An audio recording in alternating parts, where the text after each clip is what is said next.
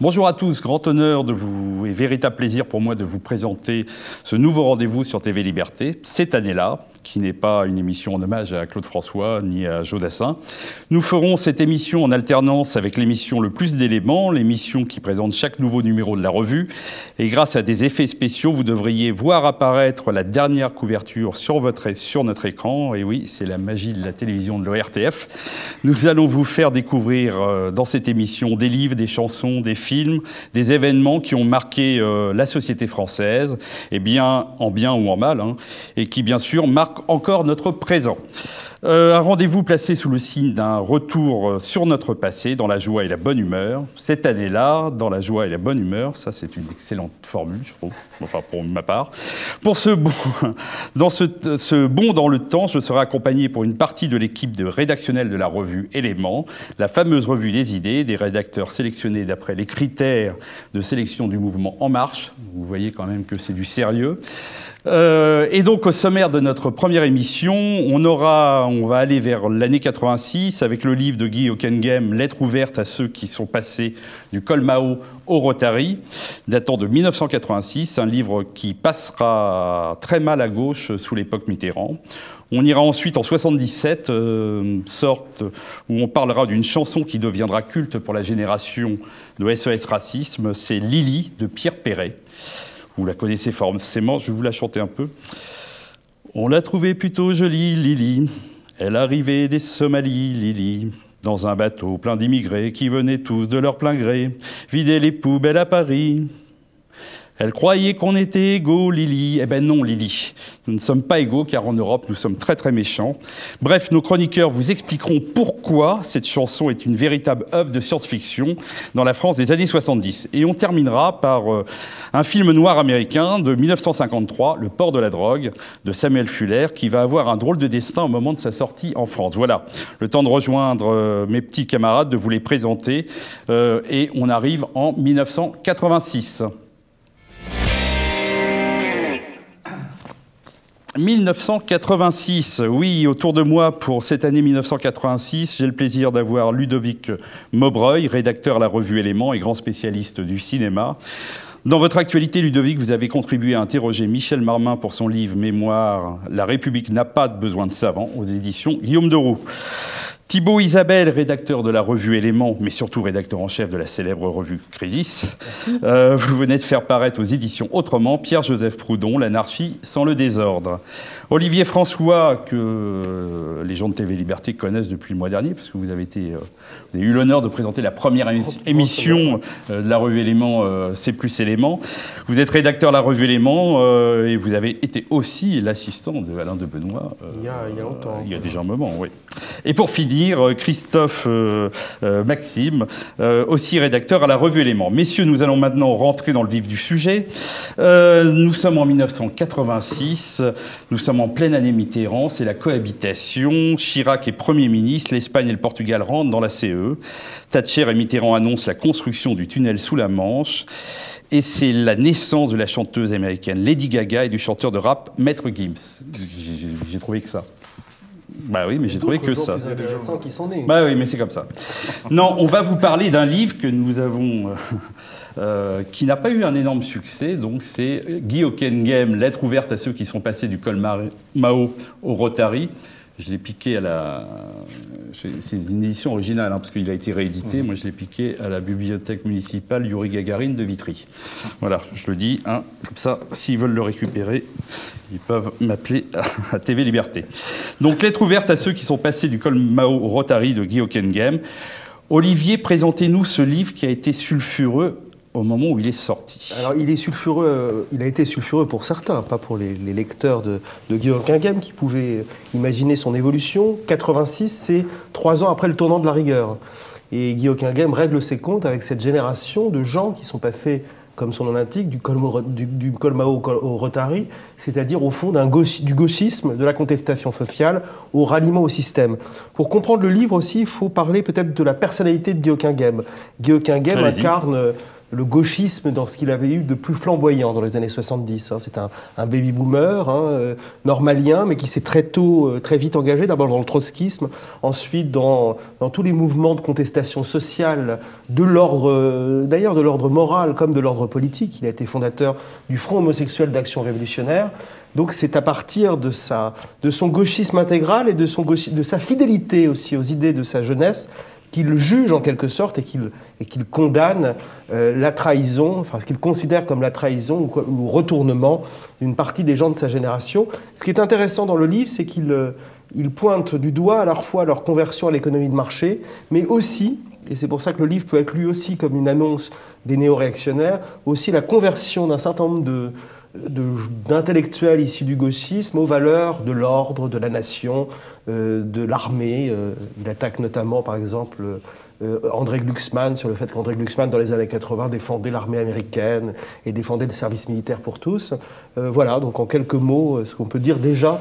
Comment il a été reçu? Parce que comme c'est une lettre ouverte, il cite les noms, que ce soit BHL, Serge July, Glucksmann, Cohn-Bendit. Comment il a été reçu? On est en pleine période Mitterrand-Delattre, 86. Il a été évidemment très mal reçu, notamment par les gens qui l'attaquent. Il a même été accusé d'antisémitisme, il a été accusé de rejoindre la bête immonde, en quelque sorte. Il y a des images intéressantes, parce qu'il est venu présenter son livre à l'époque à Apostrophe, à côté de Bernard Tapie et de Pascal Bruckner. Et à l'époque, ça paraît étonnant, Bruckner et Tapie défendaient l'héritage, en quelque sorte, en disant non, pas du tout, au contraire, les valeurs de l'entreprise, ce sont des valeurs que nous avons défendues dès 68, et Guy Hocquinghem est vraiment jeté au loup, en quelque sorte.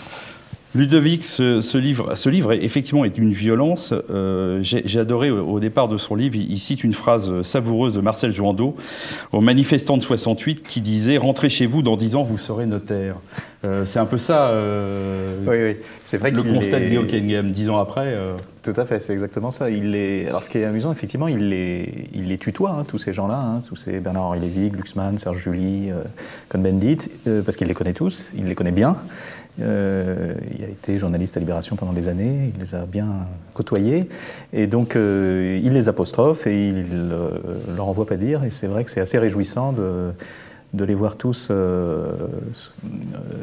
ils sont mis face à leurs contradictions, ou sinon à leurs contradictions, du moins à leurs mensonges.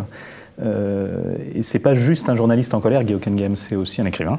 Et c'est vrai que ce livre fourmille de formules qui font mouche, la légion du déshonneur pour les qualifier, ou alors, je sais plus, les décorés de la volte-face, ce qui... Oui, il y a des passages savoureux. Thibault, il y a quand même, on a l'impression quand on lit ce livre qu'il y a une sorte de naïveté chez Guy Hocquinghem dans son livre quand il parle de ses cibles, BHL, Serge July, Glucksmann. Il parle des renégats, ils ont trahi les idées de 68. Pourtant, si on analyse les revendications de l'époque, si on enlève tout le folklore gauchiste, on est déjà dans une idéologie très libérale chez les 68ards. Il y a eu plusieurs mai 68. Il y a eu un mai 68 libéral, c'est vrai. Il y a aussi eu un mai 68 très socialiste. C'est difficile de dire les choses de cette façon, c'était pluriel. Moi, il y a surtout un parallèle qui me vient tout de suite à l'esprit à propos du livre de Guy Hocquinghem. C'est celui entre la génération d'intellectuels français dont il parle et les néoconservateurs américains. Parce que les néoconservateurs américains, c'est qui? Ce sont les intellectuels qui étaient dans l'entourage de George Bush et qui lui ont conseillé ses interventions tous azimuts dans le monde, notamment en territoire musulman, pour imposer la démocratie libérale à l'américaine et les droits de l'homme à l'ensemble de la planète. Bon, ces néoconservateurs américains étaient tous d'anciens gauchistes, ils venaient de ce qu'on appelait la New Left, et puis ils avaient basculé dans le camp des néoconservateurs. Ce qui avait été déterminant dans leur conversion, en quelque sorte, c'était l'idéologie des droits de l'homme, j'irais même jusqu'à dire la défense intégriste des droits de l'homme, c'est-à-dire l'idée que les droits de l'homme doivent être imposés par les armes partout sur la planète. On a eu un peu le même genre de transformation dans le paysage français, avec des gens qui venaient de l'extrême gauche, souvent maoïstes, en tout cas de l'extrême gauche, et puis qui ensuite ont basculé dans la défense du libéralisme, mais aussi dans un certain bellicisme et une certaine défense de l'État. Et qu'est-ce qui, là encore, a été le moteur premier de cette conversion? C'est évident, par exemple, chez des gens comme BHL, enfin, pour en énumérer beaucoup, à vrai dire, tous sont concernés. Là encore, c'est la défense intégriste des droits de l'homme. Et qu'est-ce qu'on a vu chez nous? BHL qui devenait le conseiller de Nicolas Sarkozy et qui l'encourageait à intervenir à l'étranger. Christophe, ce livre? Moi, je voudrais m'attacher En quelques secondes. Je voudrais m'attacher un petit peu sur la figure de Guy Hockenheim en lui-même. C'est un personnage profondément émouvant et profondément tragique. Il a un peu un côté Verlaine, hein, Guy Hockenheim notamment. Je crois que c'est un des premiers avec Paul Verlaine, qui écrit sur sa condition, sur ses mœurs, sur sa condition d'homosexuel qui aime les hommes. Il est profondément tragique et émouvant, et il s'oppose notamment à ces gens dont il parle, puisque lui, cet homme à cette époque est victime de cette maladie tragique qui les fait disparaître très jeunes, ces hommes très beaux et qui se brûlent les ailes, hein, des figures presque un peu Rimbaldo-christiques, de cette espèce de rebelle de l'intérieur. Il en parle dans son livre, et notamment, moi, ça me fait penser à la figure de Serge July, cette espèce d'énorme plan de grâce, et Serge July qui répète depuis 30 ans, mais avec beaucoup de satisfaction, que tout lui profite. Ben, manifestement, non, Guy Hockenheim a été une étincelle à laquelle la vie n'a pas beaucoup profité. Donc, ben, voilà. Donc, il y a une espèce de dichotomie un peu. Ce personnage de Guy Hockenheim est vraiment passionnant et très fort, très émouvant. Voilà, pour information, ce livre a été réédité avec une préface de Serge Alimi, le rédacteur en chef du Monde diplomatique. Donc, on vous le conseille largement. Maintenant, on va passer directement en 1977, et en 77, c'est l'année du punk. 1977, alors avant de commencer, en 77, on sort sur le plan musical du Peace and Love pour rentrer effectivement dans l'année du punk avec la sortie mythique du premier album des Sex Pistols et leur tube qui fera scandale, God Save the Queen. Je vais juste simplement, parce que je trouve ça très amusant, vous le faire écouter 2 ou 3 secondes. Hein. Tout le monde connaît cette musique formidable. Alors je sais pas si on entend bien, si quand même. Hein. God Save the Queen des Sex Pistols, c'est formidable. Je crois que tout le monde on adore. Ah, ça fait du bien, ça. Le matin. Bon, le problème, c'est qu'on n'a pas le droit, c'est après, il faut payer des droits, vous savez comment c'est. 77, c'est pas simplement l'année du punk. Aux États-Unis, écoutez, tout le monde reconnaît. C'est l'arrivée de Luke Skywalker, de Star Wars. C'est quand même un chef-d'œuvre en 77. Voilà. Je trouve ça vraiment formidable. Et alors en France, par contre en France, c'est beaucoup plus calme. Vous allez le voir, c'est très calme parce que le chanteur Pierre Perret sortira un titre un peu moins rock, c'est Lily. Alors Ludovic, avec cette chanson, Pierre Perret va passer du statut de chanteur rigolo et grivois. On se rappelle les joyeuses colonies de vacances ou le Zizi. Hein, c'est aussi un grand... Absolument. Une grande chanson. Donc il passe de chanteur grivois et rigolo au statut de poète. Expliquez-nous en quoi exactement ce qu'est l'histoire de Lily. Oui, c'est vrai qu'en 77, quand Lily sort, Pierre Perret est surtout connu pour ça, hein, pour des chansons gentiment égrillardes comme le Zizi ou celui d'Alice, ou gentiment libertaires comme La cage aux oiseaux, et pas vraiment pour des chansons engagées. Et c'est l'époque de Big Bisou, hein, de Carlos, c'est l'époque des 1000 colombes de Mireille Mathieu. C'est grandiose, la création française. Voilà. Carlos, le chanteur terroriste. Voilà, bien connu. Voilà. Et donc la postérité extraordinaire de cette chanson, hein, qui est présentée dans les collèges ou même aux épreuves du bac, elle tient sûrement au fait qu'elle est complètement raccord avec l'idéologie dominante, mais peut-être aussi à ce caractère novateur, inattendu là, pour l'époque de la chanson engagée. Elle raconte quoi cette chanson? Vous l'avez chantée tout à l'heure, hein, fort bien d'ailleurs. Fort bien, merci. C'est Lily, une Somalienne, hein, qui débarque à Paris là, dans un bateau plein d'immigrés qui viennent vider les poubelles à Paris. Et en fait, c'est même plus de la licence poétique, hein, on est vraiment dans l'invraisemblance totale, puisque l'immigration féminine à l'époque, il n'y en a pas vraiment. Des femmes éboueurs, pas davantage. Un peu plus loin dans la chanson, Lily va vendre des choux-fleurs et puis partir en Amérique, où elle va voir Angela Davis, ce qui oblige à vendre pas mal de choux-fleurs pour payer le billet. Et bon, arriver là-bas, il faut quand même aller rencontrer Angela Davis. C'est ça. Là, elle la rencontre dans la chanson facilement. Voilà, elle a cette chance. Donc, derrière toutes ces invraisemblances, en fait, la chanson, elle entérine 3 éléments essentiels. Un, les Français sont racistes. Elle se fait traiter de Blanche-Neige à tout bout de champ. Il y a un hôtelier qui lui dit qu'il reçoit que les Blancs. Il y a une possible belle famille qui lui dit qu'ils ne veulent pas de ça chez eux. Donc voilà, le premier point, c'est la culpabilisation du Français, qui est un sacré raciste quand même. Et le deuxième point, ça c'est important, un peu plus loin dans la chanson, on dit que c'est pour conjurer sa peur qu'elle lève le poing, un point vengeur, un point rageur, je ne sais plus, au milieu de gens qui brûlent les autobus. Donc s'il y a la culpabilisation des uns, il y a la déresponsabilisation des autres, puisque leur violence, elle est finalement jugée totalement légitime. Voilà. Donc tout ça, ça aboutit à quoi? Ça aboutit au point numéro 3, c'est-à-dire le métissage comme seule solution bénéfique pour tous, comme planche de salut. Et d'ailleurs, quelques années plus tard, Pierre Perret, il sera encore plus explicite avec sa chanson « Mélangez-vous », où il dit que ce n'est qu'ainsi qu'il n'y aura plus qu'une seule couleur, la bonne. Il y avait il y a peut-être une trilogie, le troisième, je ne sais pas ce que c'est. C'est possible. Olivier, est-ce que vous avez été meurtri quand vous l'avez appris à l'école déjà? Je l'ai appris, on me l'a imposé cette chanson, puisque... Ce qu'a oublié de dire Ludovic, c'est que cette chanson, elle sort en 77, mais en fait, elle va devenir un hymne quelques années plus tard, c'est le début des années 80. Moi, je suis de la génération SOS Racisme. Eh ben voilà.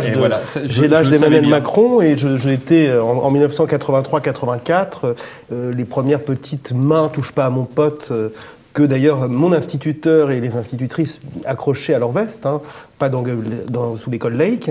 Et pour moi, Lily, après d'ailleurs la chanson de Jean-Jacques Goldman sur l'Éthiopie, on apprenait Lily en classe. Donc ça n'a pas été traumatique, parce que quand on est enfant, c'est une petite rengaine aussi qui est sympathique. C'est Renaud, la chanson sur l'Éthiopie, si vous voulez. Pardon ?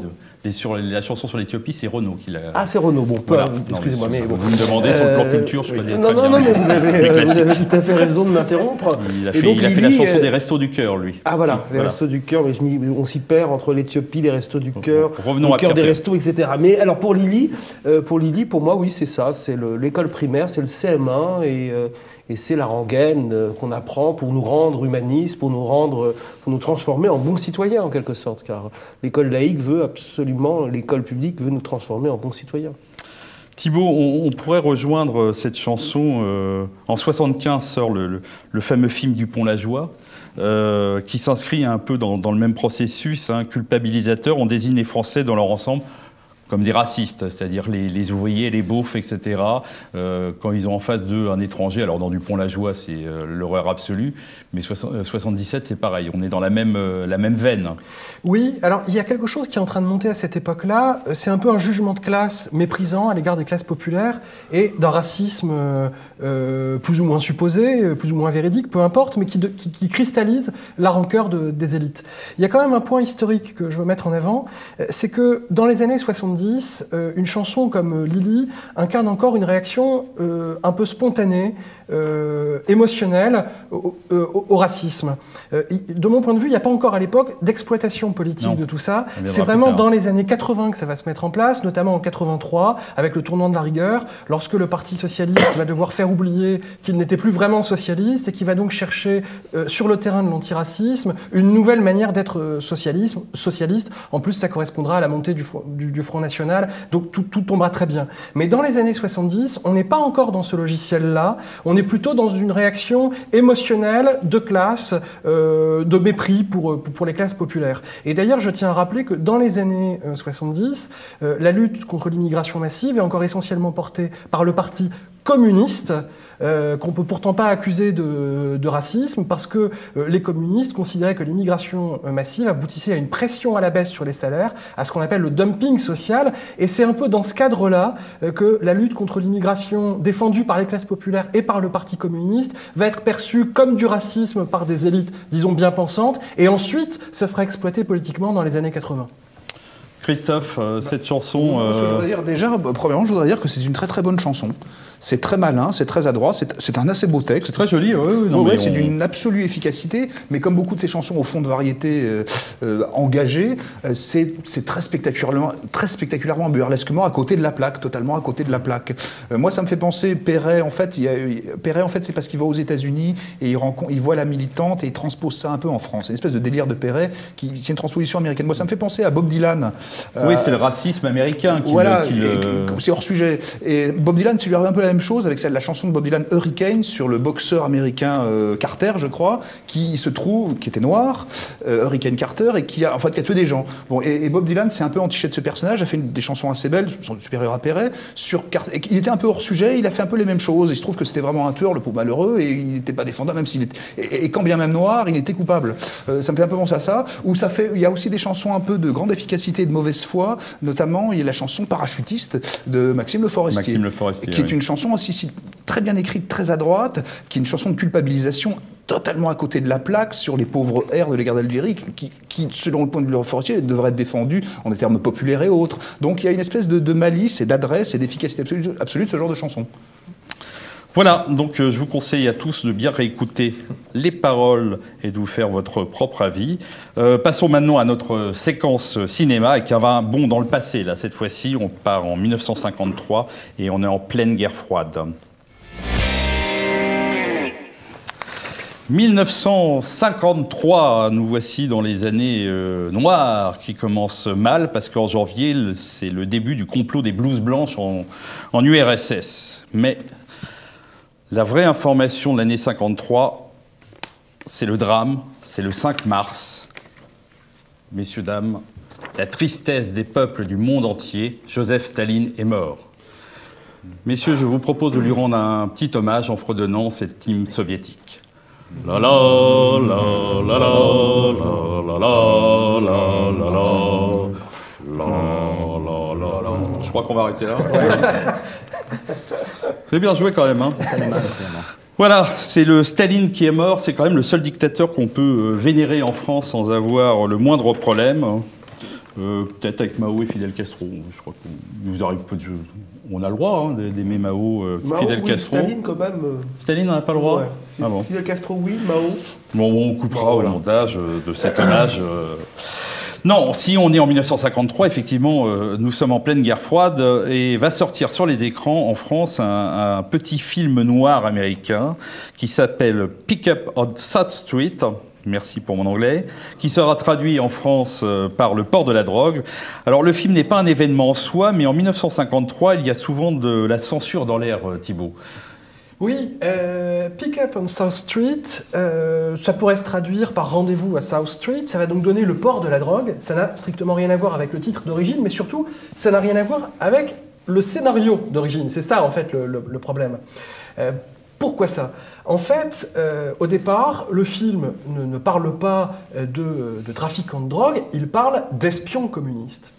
Seulement, le problème, c'est que en France, nous sommes quelques années après la guerre, il y a eu la résistance, les communistes sont des héros nationaux au même titre que les gaullistes. Le Parti communiste français a encore des scores très importants aux différentes élections, au-delà des 30%. Ils sont très puissants dans la société française. Ils ont un monopole sur le plan culturel. Monopole, en tout cas, ils jouent un rôle important et ce sont des figures respectées de la population du fait de la résistance.